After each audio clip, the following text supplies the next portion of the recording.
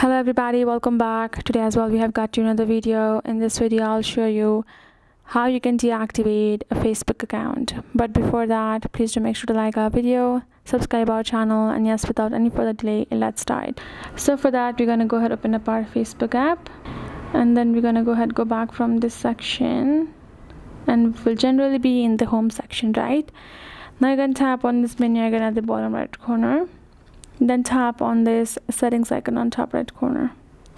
Tap on account center. Tap on password and security. Tap on personal details. Tap on account ownership and control. Now tap on deactivation or deletion. Choose your Facebook account. Choose deactivate account. Tap on continue. Add in your password of your particular Facebook account. Tap on continue again. It will ask for your confirmation.